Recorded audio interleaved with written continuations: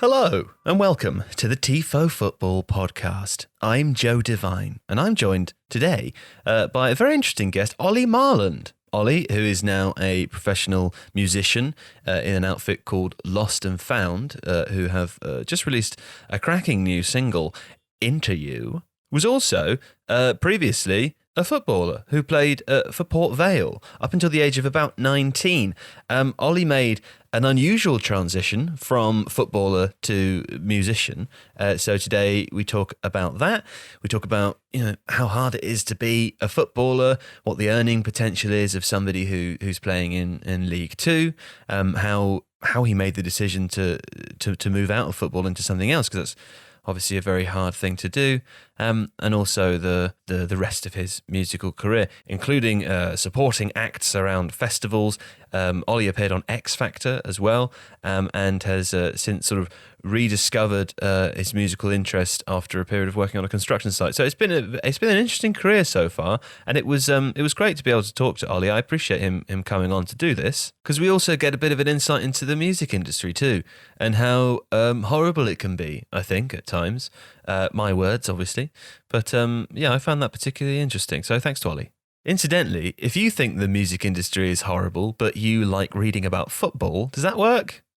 Yeah, I guess so. You should subscribe to The Athletic. And I can tell you that this December, if you're thinking of gifting, doing a gift of some kind, but also you want to get some value out of the gift, i.e. whenever I buy a gift for someone, my partner, for example, I will buy her something I can also enjoy, like concert tickets or, a subscription to a streaming service that I also get maximum value out of, because that's who I am.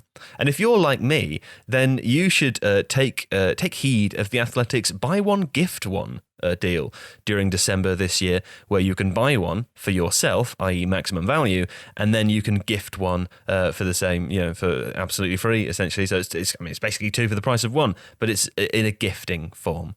And you can do that by visiting theathletic.com/Tifo. That's theathletic.com/TIFO. And make your family and friends also happy as happy as you are. Does that? Yeah, that's good. All right then. Well, anyway, that's all for now. I will return momentarily after this musical jingle, in the warm hands and the cool embrace of the lovely Ollie Marland.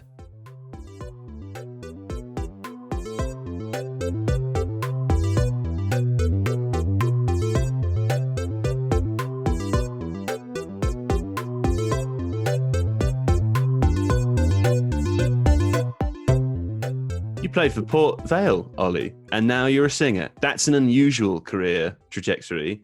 Tell me about it. Yeah, so from really young, super into football, as I'm sure, most lads are.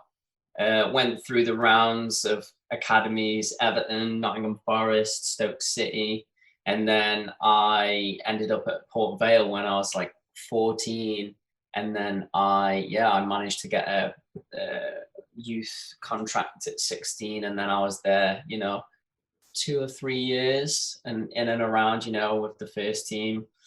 And then I kind of randomly was like, I want to put a few YouTube videos up singing. And then a company got in touch with me, and that I kind of got moved to London and got signed up. And that was that. Packed my bags, because I was like, hey, league, no offense to like League Two, but I'm not going to make, a load of money doing this to live like nicely. And when I retire and do not that much. So I was like, I'm going to give music a go. What are League Two wages like? Because we always speculate, but I have no idea really. Like, what would your earning potential have been? Let's say if you had stayed at League Two level as a professional. Maybe like 300 or 400 a week at for a few years. I don't think it gets too far past $1,000 a week, which is, when you look at Championship and especially Premiership, it's like crazy difference. Yeah. And I would see the pros like going to uni or college or whatever it is, learning something new to do after they retire. And I was just like, in my head as a footballer, after I retire, all I want to do is play golf every day and be with my missus and kids at like 30 odd, you know? So I was just like, it is everyone thinks being a footballer is easy, you know, on the outside as fans, but it's real tough graft, man. And obviously I know compared to like, I've also worked in construction. I did a year in that's also tough graft, but like on your body and stuff, it is tough graft being a footballer, training every day and keeping to a standard of fitness. You don't really want to then, when you're retiring, kind of go into uni or college and learning something else. You want to, you know, enjoy yourself after you've done all these years of your sport, and that, like, you see, you know, people from the Prem, your Gary Neville's, Carragher's, just going into like presenting on Sky.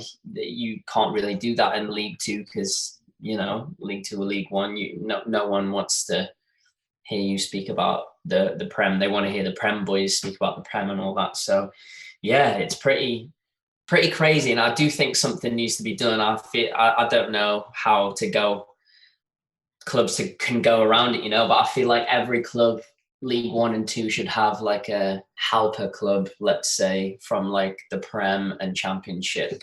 Because I mean, the Championship has got some crazy teams in it now that were like established like Prem teams over the years.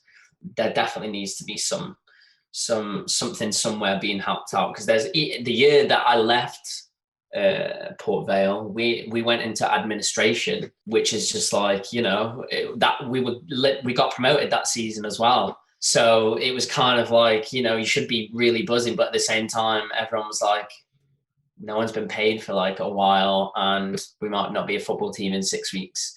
And I know that almost happened to Bolton. I think it happened to Bury. So yeah, I don't know what your views on that are, but I do think that something needs to be done, I think. You mentioned that it's a hard graft. Can you just put into context for people listening how difficult it is in terms of the training and the commitment that you have to have in terms of your footballing instincts and how much you learn about it to maintain playing at that level, or even reach that level? Because it sounds low to people who watch the Premier League, but it really isn't in the grand scheme of things. Well, I think the great example of people that are like, oh, lower leagues, whatever, your Jamie Vardy's, your Dele Alli's, you know, there's a bunch of people now that are coming through, and I think it's kind of opening everyone's eyes that like, oh, some people might not come through Man U all the way, like your Rashfords, or I don't know, your guys at Chelsea, like Mason Mount. There is people, James Maddison, another one.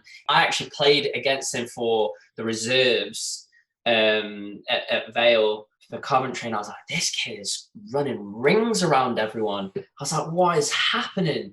I was like, how is he still here? Then I saw that he got into the first team, and I went to a game and he pinged a free kick, and I was like, there's no chance he's going to be here next season. And then Norwich bought him, and now obviously everything kind of went from there, and he's now smashing it in the Prem, playing for England. So I think, you know, from day to day, it's literally your fitness has to be crazy good, especially in the lower leagues, you know, because obviously the standard isn't as good as the Championship or the Prem. So your fitness has to be crazy. And at the time, my manager was Mickey Adams, which I don't know if you know much about Mickey Adams, but he likes his running.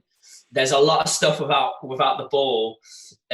Really nice guy if you get on his good side. Got an Alex Ferguson vibe about him, where he's like really tough. But if you're on his good side, he's really on your side, you know. But he loved his running, so we'd like go to random like hills for the whole day and run up them. And then every day before a session, there is like a fitness test. And it's just like you then have to go and train, and your legs are literally like blocks, because you're like, wow, I've just done, you know, all these sprints. So around the Vale Park is actually the biggest, the widest pitch in the whole of the football leagues, and there's actually a clay track around it, and basically all the way around you have to get around in 60 seconds. you have to do 6 of them, then 6 halves, and then I don't know, I feel like they might have been filled in now, but there was a stand where there was no seats. Right. They were called the Steps of Doom. And literally, obviously, because you can imagine where the seats are meant to go, the steps are like that high. So you have to go up and down 1, up and down 2, up to 10, and then back down to 1. And you do that all of that, and then go out in the afternoon and be training. And it's literally like, I've never been so fit in my life. Now I've packed a few pounds on after obviously lockdown and everything. But at the time, I honestly, I was like so fit. You mentioned like playing against James Maddison, right? And how he was running rings around players. I'm interested to know, like, if you're playing at League Two level, for example, obviously you think you're a good footballer. You play someone who is at a higher standard. You described that you have the fitness. Obviously, you know the game.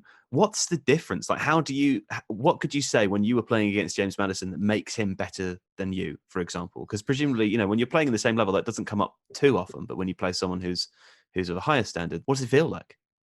Yeah, it's eye-opening. It's like, I would, not to be biased, but I was a striker at Vale, and I wasn't the quickest, but I would always kind of, find myself in front of goal with a chance, and I would put it away, or I was one of them people where, the ball just hits the post and just lands at your feet, or a deflection, it would just land there. That was just me and how I played. And when you're playing against like your James Maddisons, I played against Carragher and Suarez for the reserves against Liverpool. Ross Barkley was incredible when we played against him too.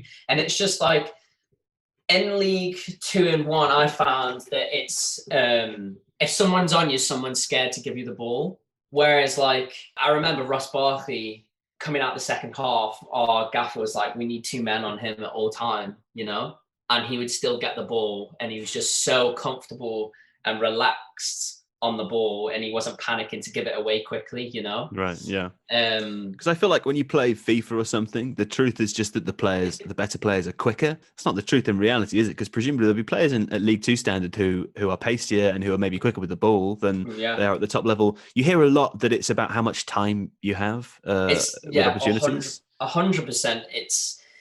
And also, I found that it's also a lot of it is about risk taking. The best players are the players that take risks to open up more chances. Or, like I say, if you have 3 shots on goal or 6 shots on goal, you're more likely to score if you're having 6. Yeah. And I find that now as a Man United fan with Bruno Fernandes. Before, our midfield was a bit like sideways, backwards, not really trying the crazy pass in behind. Whereas Bruno Fernandes now, he might, like, everyone's like, oh, he lost possession of the ball like 30 times or whatever. And I'm like, yeah, but he got 2 assists and a goal. I literally don't care. We're used to, when Van Gaal was at United, I was used to just going sideways, backwards, and scraping a 1-0 win. And same with Mourinho in the second year, get a 1-0 win and that's it. Whereas now it's like, even though we're very unpredictable, we could beat anyone, but then also lose to like Accrington Stanley. It's more like,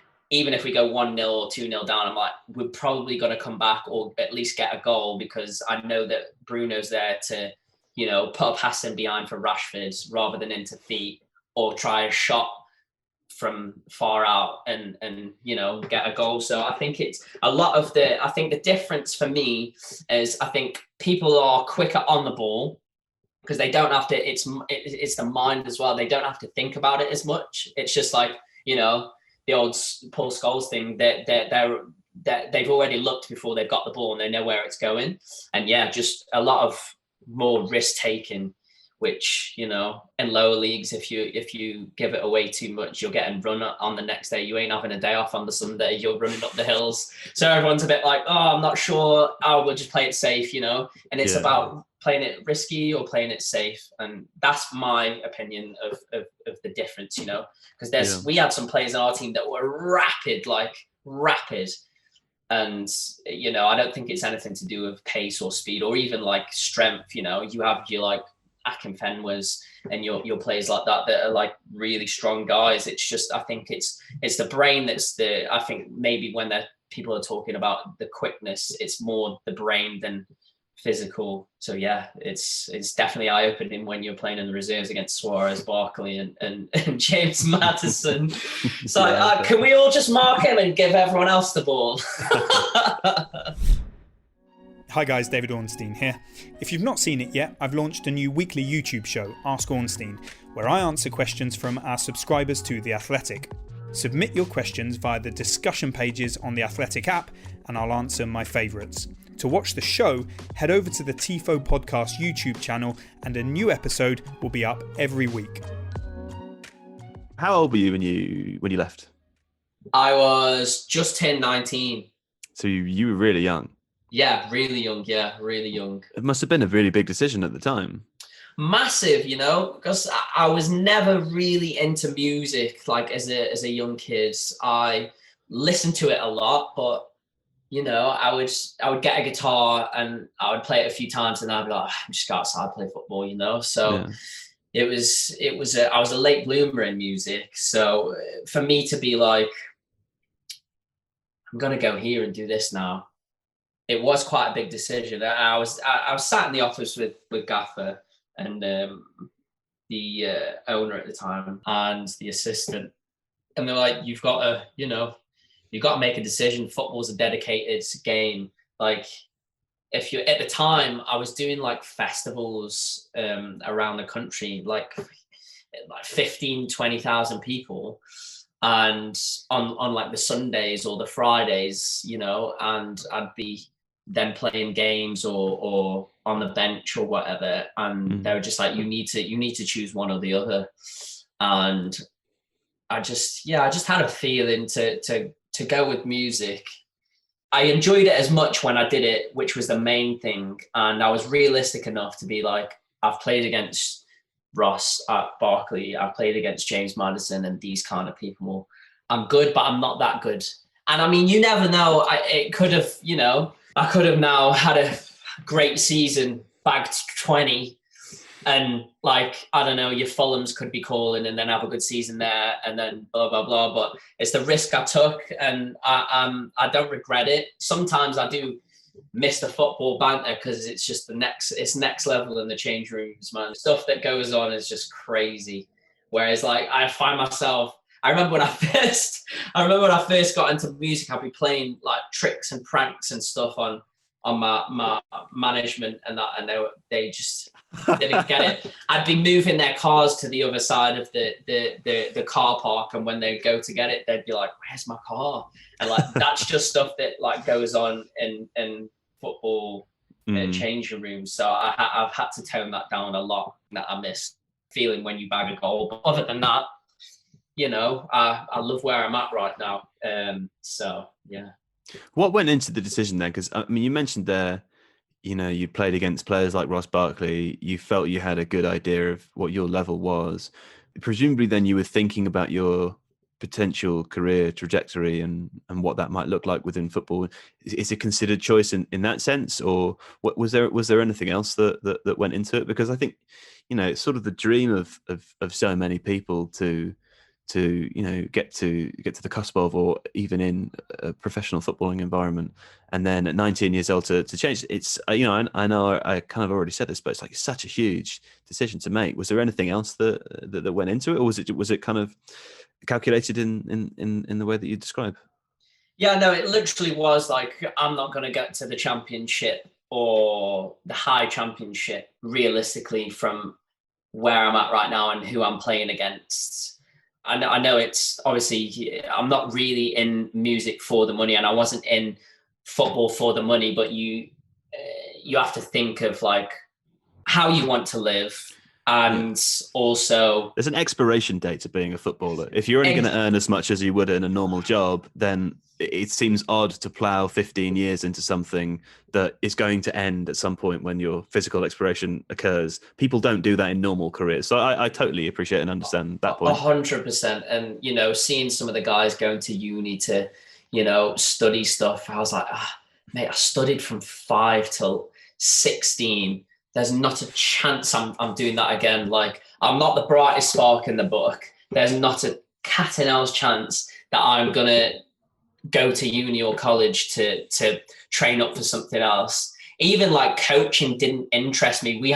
I know that at 16 we had to do some certain badge or whatever, but even that, I was just like, this is so long. I don't want to be writing in the books and researching stuff to learn. Like, I just know. Do you still feel the same now? 100%. Yeah, 100%. I can't remember the last time I read a book. I can't remember the last time I read a book. It's only magazines. No bragging about that. You need to read books, Ollie. I'm a picture looker, or I'm a podcast listener. So, What do you listen to? I really got into the Peter Crouch podcast in lockdown. Listened to every episode. Mike Tyson, and then I got onto, I can't remember what it's called now, but this one to do with sleeping and keeping me calm, because I can't really sit still. Even now I'm just twirling around in my chair. I can't. I've found this like relaxation podcast thing. I'll have to find the name, and yeah, that's kind of what I've got into. But yeah, I do not miss anything like that. I barely even write with a pen. If someone needs to write a card, I get the missus to do it. I'm like, you do it. I can't read my writing. Fair enough. Well, let's talk about the transition then, because you say you're already playing festivals and stuff when you were still a player before you made that decision to leave. You went on X Factor, right? Yeah. What was that like? Crazy, man. Crazy. So my journey to that was a bit mental. I was with Crown Talent Management at the time. They had like Jessie J, Ellie Goulding, all these kind of people. I went on, did loads of shows with Jessie. I played like British Summertime, Hyde Park, supported The Wanted on tour, like just did like a bunch of crazy stuff as someone that didn't even put a song out, was signed to Epic. And then, the guy that signed me left. The boss who hired him left, and a whole new team come in, and they were just like, we don't really want to take on any new stuff that was by the other people. So it kind of that fell into the drain. I was like, what the heck am I going to do now? And that must have sucked. Really, really, man. Like the worst thing is, and it's learnt me a lot now to not really say too much, because I was like telling all my mates, I was like, oh my god, that I've got this flat that has been paid for in Wandsworth on the bridge. Like I've got this like Mercedes that's like I'm getting a really good deal on because I'm signed to this label. Like I'm working with this person. I'm doing this. And then a year later to not have any of that. And the last resort to kind of, no one really after that was like, well, you ain't with a label now. There's like, we've done a bunch of stuff. We don't really see why we're going to carry on working. So then it was just like, what do I do now? Because no one wants to work with me because, I'm not with a label now. No other labels want to sign me because they've just seen that I've been dropped from Epic. And for 3 years in a row, how the kind of scouting works for X Factor, they would ask me, oh, we'd love you to come on the show. I don't need to, I'm with Epic. So then the last year I was just like, manager, like, there's not really anything else on the table right now. Let's just try it. So tried it, and I was just like one of my biggest regrets, really. Like, they promise you a lot. And it just didn't work out. And then I moved from London because I had no money whatsoever, and went on a construction site for like 10 months. Wow, like straight after? 100%, bro. I was like, what am I going to do now? Had people on the site watch the show or anything? Yeah, I would get a question every, why are you here? Like, seeing you on the TV, like, we saw you at a festival last year. What are you doing? And that was the biggest, like, oh God, this is actually quite sad, I was like, well, it just didn't work out. And they were like, oh, fair play for you to like get into something like this that's a hard graft. But yeah, just getting asked or telling people they haven't seen for ages that I'm doing this now was really tough. Like, and that's how quickly you can be like really high to then being like spat out. And it's tough, man. Really tough. It's quite a familiar story, isn't it? It's something particularly related to the music industry that you hear quite a lot. And people like yourself and critics and writers describe it as sometimes a kind of machine which chews up and spits people out. And I feel like I've heard that story so many times. It's depressing. And for you as an individual to be party to it, you must have had some really low moments. 100%, man. Like I literally at the time, I didn't want to do construction. My hands were literally in bits. Like I've got super baby hands, and I'm not a morning person. And like 5:30 wake ups to work, and I literally worked in rain, snow. I remember this one time really clearly, and this is always like if I ever have to get up early or do something I don't really want to do, I just think back to this. I woke up one morning at like 5:30, and I was back home in Stoke-on-Trent at the time, and we were working in Birmingham. I left my work boots in the van the night before. The dude picked me up, and they were frozen to the van floor. And I was like, how have I got from being on TV and performing like to 10,000 a night on like arena tours supporting people to this?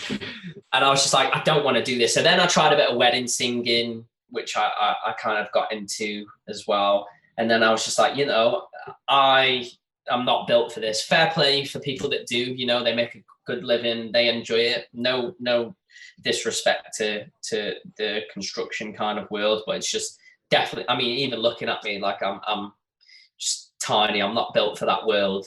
And I was just like, I need to get into music. What can I do? So I was like, right, I'll start and go into things and try and be a writer for other people, because I can write a half decent song. So let's do that. So that's how me and Tom I met Tom through supporting him, at shows. And then we kind of stayed in touch, and he was in a similar position, not obviously as bad as me, but he was like, I want to get back into music, but I don't really know what to do. I was like, let's just write. So I would go down there. The person who I worked for was actually my uncle in construction. So he'd be super sound about, I would have a Friday off and go down Friday, Saturday, Sunday. We just write in the spare room. We kind of got just writing for other people, got like a few small cuts. And then we just realized that there was a little kind of body of work that kind of had a sound. We're like, this sounds like it could be like an artist. And we were just like, should we just like do it like secretly? I was like, yeah, sure. And then we literally like didn't play anyone anything for like 2 years. We just got to a point like, it's a bit weird in it. We're not playing anyone this music and it's actually good. So I went to LA writing and met a guy out there who managed this for a few months that really loved the stuff. He then was like, time difference is pretty crazy. I'm going to pass you on to someone who I think will be great for you, which is now our management that we're still with. They kind of like helped us with studio time, helped us put a few songs out. And then now we're signed to Positive with EMI. So yeah, it's come back around, which is good. So I'm glad I got back into it, because it's so easy to, I think weekly of how many amazing people have probably just gone, this is not working now, I'm just going to give it up. But the next day something could happen. You could meet someone, I think it's how long you can stick it out before something happens that is substantial to push you to the next level. Yeah. So that's kind of how, how I got to here, but it's just been a mad journey, like super up, really down. And then, on the way back up again. And all this time, man, you have not been helping my sanity,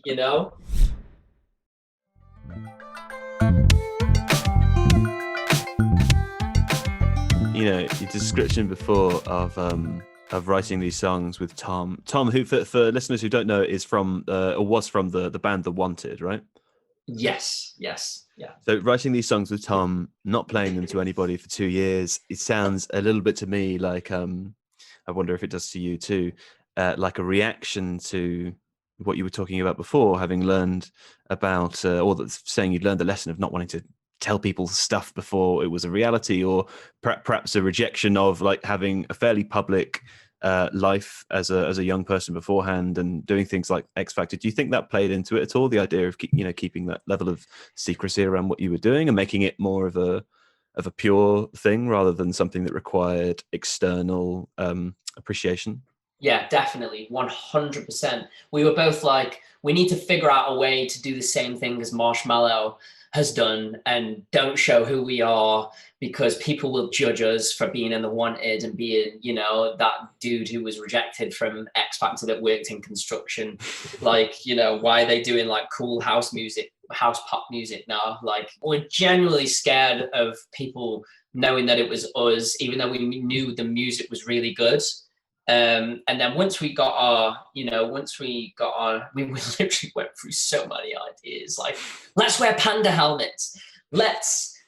Even before the masks came in with this pandemic, let's wear masks with our names on the front, with sunglasses. People won't know who we are. Okay, we'll do press shots, but we'll pixel out our face. And it was just like, it was crazy what we were like, you know.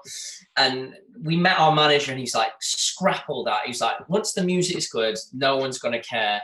And that just like gave us the like, yeah, you know what, that is true, you know. The example for that is like Joel Corey. He was on Geordie Shore before he was massive.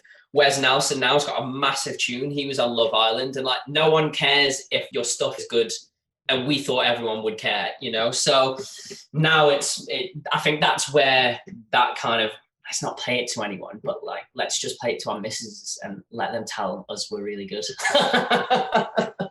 Need a little ego tickle after a couple of years in the dark. Yeah. Just tell us we're good, please, because we've lived with this for 2 years now, and we can't make out whether we're biased or not. No, I like it. Hey, so what do you think about Paul Pogba then? Very strange situation. He's just he's not lived up to, you know, the mad hype of what he had at Juventus. But my sympathy with him is he ain't playing with Pirlo. We're onto something right now, but I feel it's without Paul Pogba, which is a shame, because I never thought I thought there was more chance of pigs trotting through the sky whistling than him coming back after all that what happened, you know, and how his agent is. But when he came back, I was like, okay, fair play. You want to come back and try and do well. Fair play. And he's had some good moments, you know. But I just, you know, I don't think he's not the right fit for United. And it's proven that for Bruno Fernandes coming in, you know, he's been here since January. It's not even a year. And I think he's scored more, assisted more, you know. He's just done a lot more in the space of time. And there's no trouble. He feels like a future captain as well. And I thought that's what Paul would have been. But it just hasn't worked out, you know. And I don't think he's a bad player. And I know for a fact wherever he goes next, he's going to be a world beater. He'll choose a team, you know, your PSG, your Juventus, Madrid, Barca. He'll go either one of them and he'll be an absolute world beater, because he is for France, you know. You can see it. And he oozes more confidence with them. Best for both parties, I think. It's a shame, because it felt like, oh, this is going to be good, you know, but it hasn't worked out. And I don't hate him. I think he's a class player. It's just very inconsistent. And it's happened to a few of our players that have left, you know. Di Maria went to PSG, was absolutely class, bagged loads, assisted loads. Memphis Depay gone to Lyon, and he's like captain there now, and he's just tearing it up. So some players just aren't meant to be, you know, with a certain team. It's happened at Chelsea, you know, when Torres went there, everyone was like, oh my God, this is going to be crazy. And then it's just like, oh, this is weird. Lukaku too, Yeah, Lukaku, exactly. And he's just, some players aren't meant for teams, no matter how good they are, you know. And I think it could be the same. You could send Ronaldo to some team that doesn't really play the way he's playing, and he probably wouldn't be as good or score as many. Same with, you know, with Messi. I think it's just certain teams are made for people, and Paul and United and now aren't a couple. We aren't his Cameron Diaz to his Jude Law, like the holiday. That just isn't what it is right now. But Bruno Fernandes is our Bridget Jones. Yeah, I feel like that's kind of the first one of those is sort of quite obscure reference now. The holiday, I feel like was popular in 2008 or something. I remember that film. Mate, Jack Black's in that film. Is it a big deal, that film? Mate, it's a huge film, and I'm super into that kind of, you know, rom-com vibe. It's massive. Yeah, big around Christmas. I'm not sure. I don't even feel like it's a Christmas film, but everyone. I think it is. There's a lot of, like their depiction of England is of Kate Winslet's job. Isn't she a sort of lowly journalist or something? Isn't she? Yeah, She lives yeah, in an yeah. incredible cottage outside of London, and it's Yeah. always snowing. Yeah. And it's that like idealistic American vision of what England is supposed to be Yeah. like.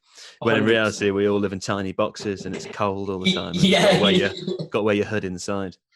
Yeah. Hey Ollie, thanks so much for coming on, man. I appreciate it. And also, I listened to the new single "Into You." I really like it. I think it's great. Thank you so much, man. I'm Thank pleased that you've been able to, squirrel your way back into music after the other years, because it feels good. It's just a job well done, man. There's a long way to go still, but at least I'm on the path, which is good. But thank you for having me. Let's have you back in a couple of years when 100%. That would be great. all the way up here. Yeah. When United are winning as well. Or that'll be 10 years. So I don't know if that's. Yeah. Okay. Thanks so much, man. Thank you, man.